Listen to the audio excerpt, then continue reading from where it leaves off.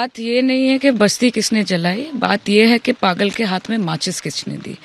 অর্থাৎ বিষয়টা হচ্ছে যে মাস্টার মাইন্ড, তাদের পেছনেও কোথা থেকে ইন্ধন রয়েছে, কারা সাপোর্ট করছে প্রত্যক্ষ এবং পরোক্ষভাবে, অস্ত্র কোথা থেকে আসছে, এই সবটা কিন্তু একটা তদন্তের আওতার মধ্যে পড়া উচিত।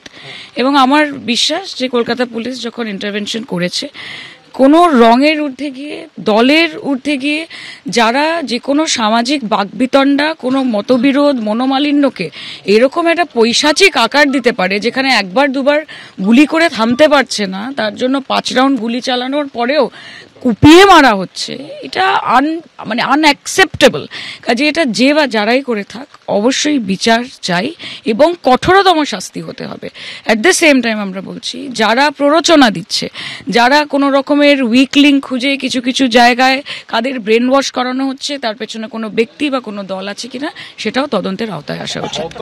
দেখুন, কোনো ব্যক্তি বা দল আছে কিনা তা তদন্ত দাবি করছেন সায়নী ঘোষ। 7 দিনের জন্য নিজেদের হেফাজতে এই মোফাজ্জল মোল্লাকে পুলিশ নিয়েছে।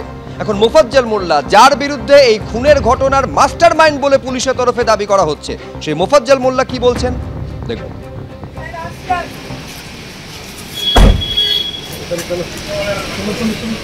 খুনের অভিযোগ আপনার উপরে কি বলবেন? কি বলবেন? কি বলবেন? কি খুনের অভিযোগ আপনার উপরে क्या बताएंगे? কোনো মুখ খুলবো না, বড় অবশ্যই তোমার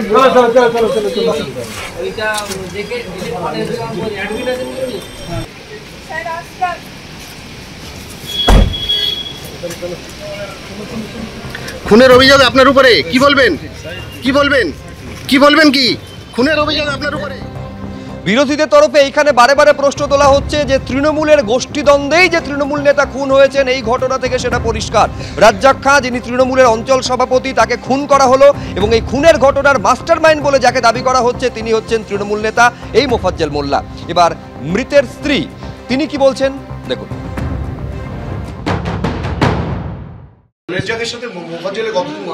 এটা আমি বলতে পারবো না, কারণ একই জায়গায় বাস করতে গেলে অনেক সমস্যা হয়, কিন্তু এটাই যে সমস্যা আমি এটা জানি না, আমি এই সম্পর্কে বলতে পারবো না।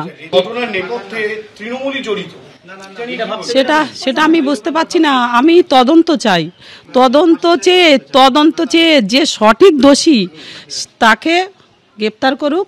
আমার নাবালক বাচ্চা, ওরা পড়াশুনো করে, ওরা বাবা হারা হলো।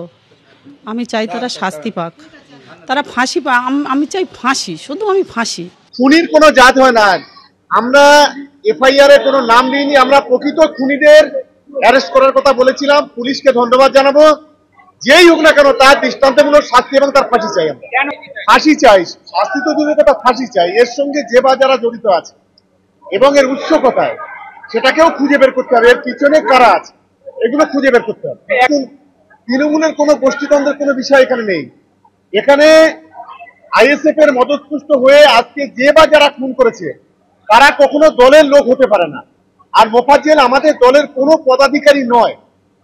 লক্ষ লক্ষ মানুষ তৃণমূল, কোটি কোটি মানুষ তৃণমূল কংগ্রেসে আছে, তৃণমূল কংগ্রেসের ঘাড়ে দোষ চাপিয়ে লাভ। আমি আজও বলছি এরা আইএসএফ এর মদতপুষ্ট হয়ে এই ঘটনা ঘটেছে।